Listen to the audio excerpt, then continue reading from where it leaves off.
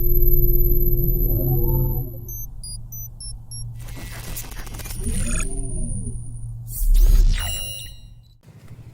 सभी का स्वागत है मेरे YouTube चैनल टेक्निकली पाठशाला में।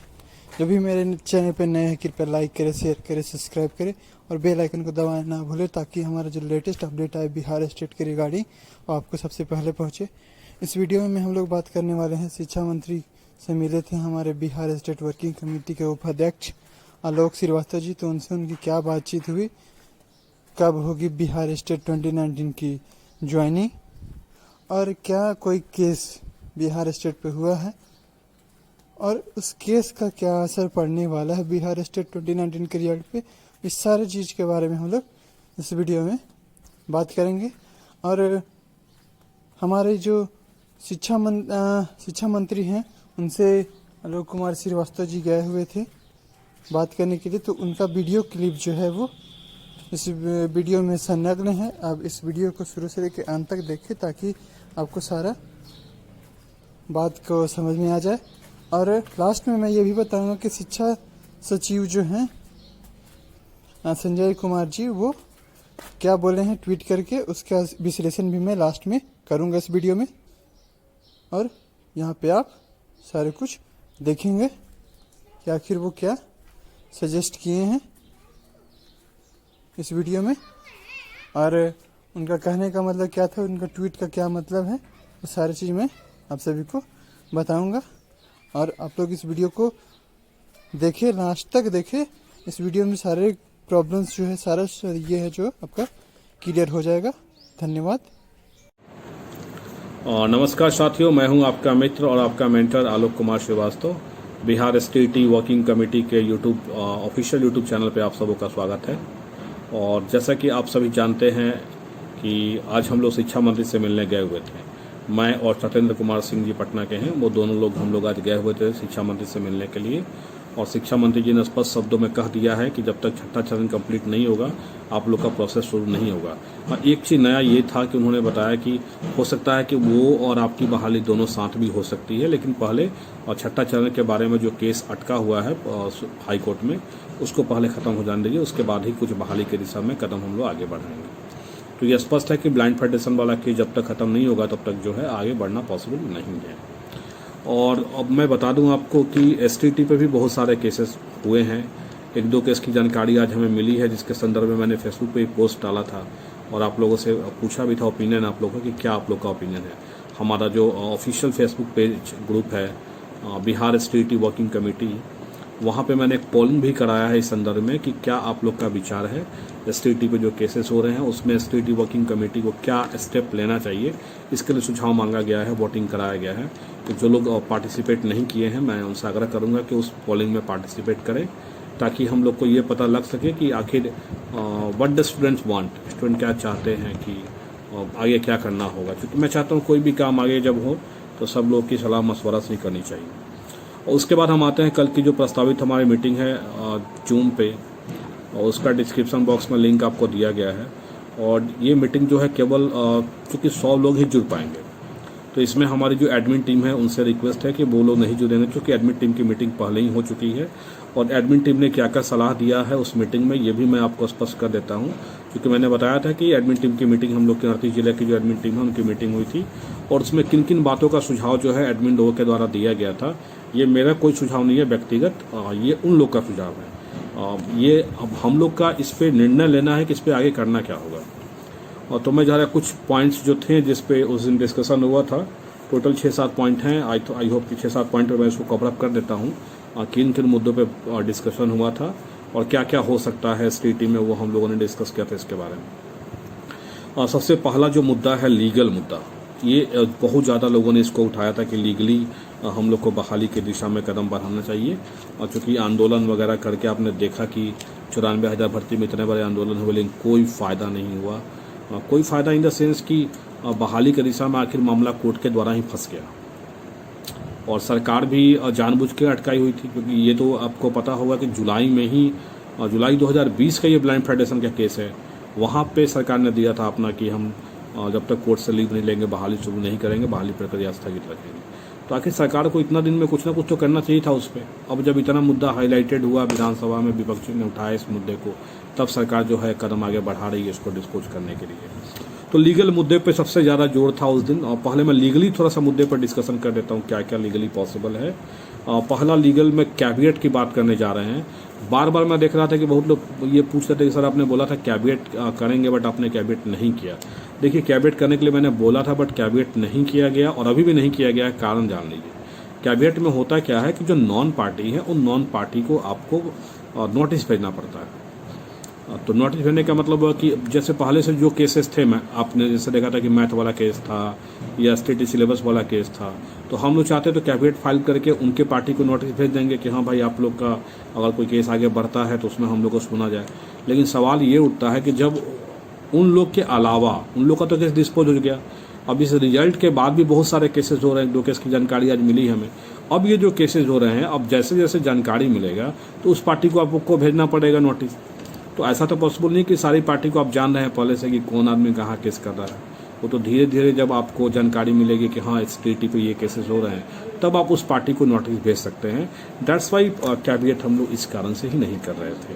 तो यही कारण है कैबिनेट नहीं करने का, क्योंकि आपको पार्टी नॉन नहीं है पहले से, इस कारण से कैबिनेट नहीं कर पा रहे हम लोग। और यही एक कारण है कि कैबिनेट करने में हम लोगों ने देरी किया, क्योंकि हम लोग को 2 पार्टी तो पहले से नॉन था, लेकिन आगे अब नए नए पार्टी आ रहे हैं उसके बारे में जानकारी नहीं थी। यही कारण था कैबिनेट फाइल नहीं करने का। और दूसरा हम लोग आते हैं रीट के बारे में। रीट पे भी चर्चा हुई थी उस दिन कि रीट केस किया जाए। हम लोग जितने भी पास अभ्यर्थी हैं वो रीट केस करेंगे कि हमारी बहाली की जाए। तो रीट में जाना ज़्यादा मेरे समझ से सही नहीं रहेगा। अभी को जानते हैं STT एक पात्रता परीक्षा है, भले ही कॉम्पिटेटिव नेचर का इस बार हुआ है, लेकिन केवल STT पास कर जाना आपको रोजगार की गारंटी नहीं है और उसका आपके ऊपर दावा नहीं है कि आपको नौकरी देने के लिए सरकार बाध्य है। यहाँ पे कोई फंडामेंटल राइट का वायलेशन आपका नहीं हो रहा है, इसलिए रीट में जाना पॉसिबल नहीं है।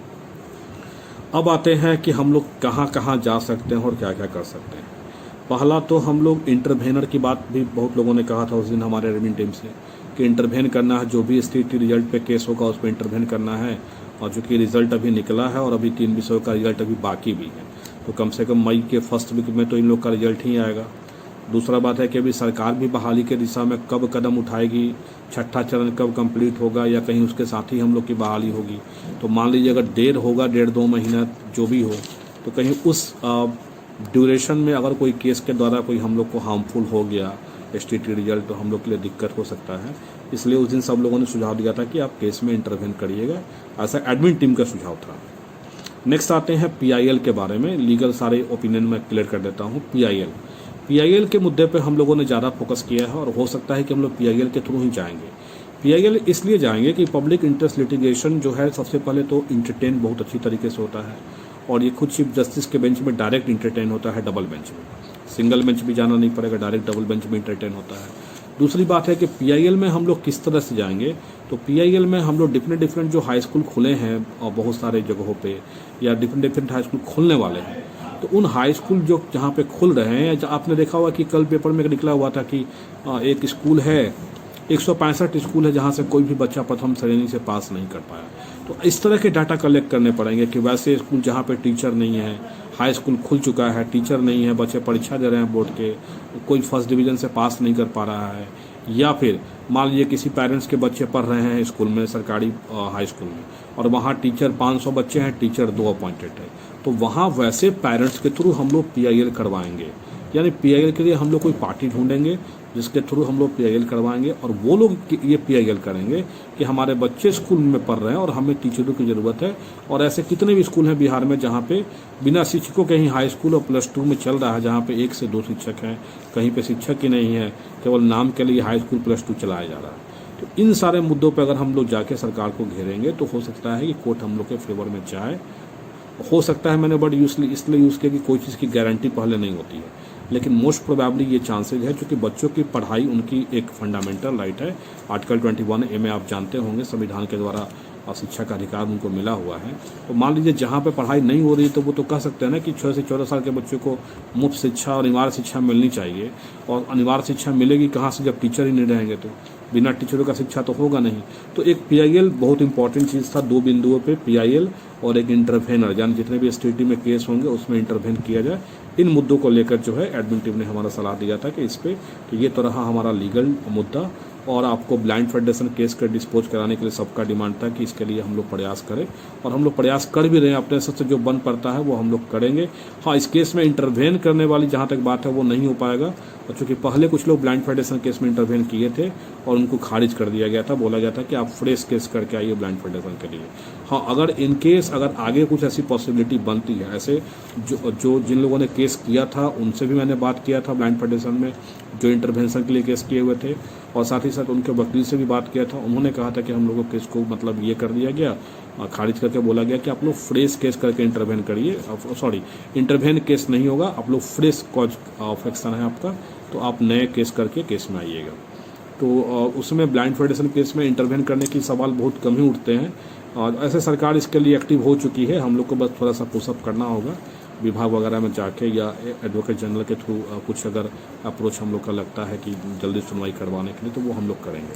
ठीक, अब आते हैं पॉलिटिकल प्रेशर। हम लोग की जो एडमिन टीम ने सुझाव दिया था एक पॉलिटिकल प्रेशर का। Political pressure in the sense है कि हम लोग अपने जितने भी जनप्रतिनिधि हैं उनको अपनी मांग पत्र देंगे, लेकिन इसमें एक चीज़ ये निर्णय लिया गया था कि विपक्ष को इसमें इंक्लूड नहीं करना है।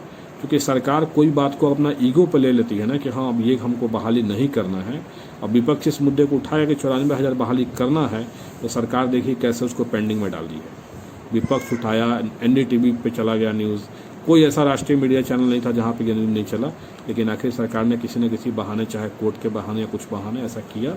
तो ये एक चीज़ था कि कोई भी मांग पत्र वगैरह हम लोग सत्ता पक्ष से ही करेंगे, क्योंकि सरकार उनकी है तो उनसे ही करना पड़ेगा। दूसरा बात और उठा था कि ट्विटर कैंपेन वगैरह भी हम लोग चलाएंगे, या मीडिया में जो भी तरह की एक्टिविटी हमारी होगी, चाहे फेसबुक या ट्विटर पे होगा, उसमें कभी भी हम लोग गवर्नमेंट के अगेंस्ट कोई पोस्ट नहीं करेंगे। और हमारी एक टीम तैयार होने वाली है जो ट्विटर कैंपेन करने के लिए स्पेशलाइज होगी, एक ग्रुप बनेगा, वहाँ पर उन लोग को जोड़ा जाएगा जो ट्वीट कर सकते हो।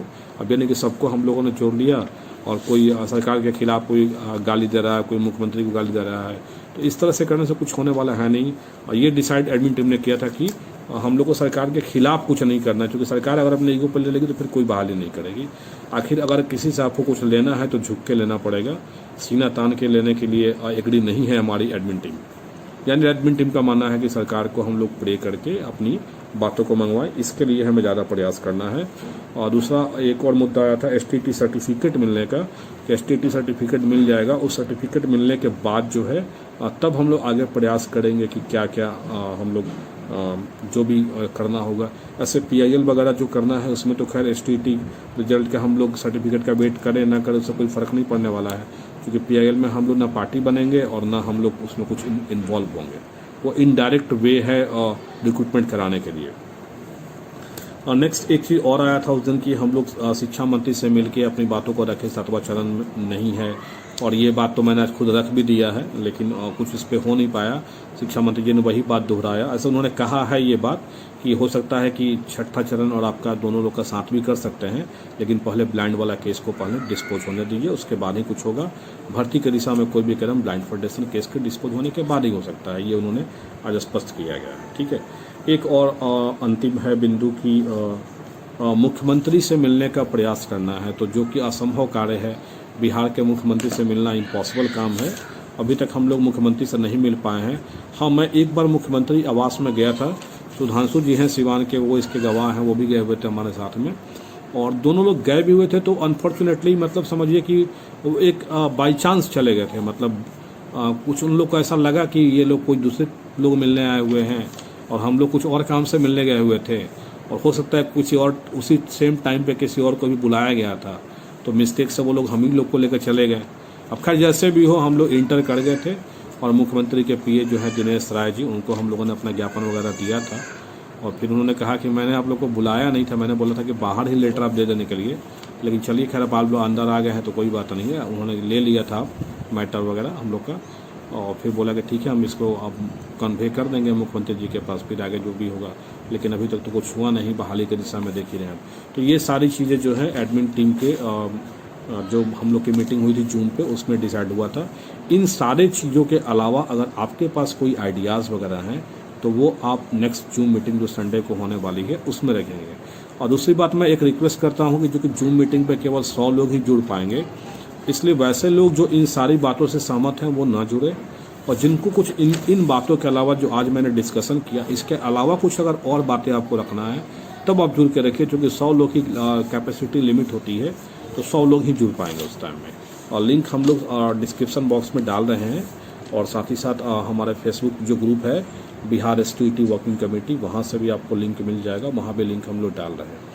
एक चीज़ मैं और कहने वाला हूँ कि सामाजिक विज्ञान और कंप्यूटर साइंस, इसको लेके बहुत ज़्यादा दुविधा हो रही है।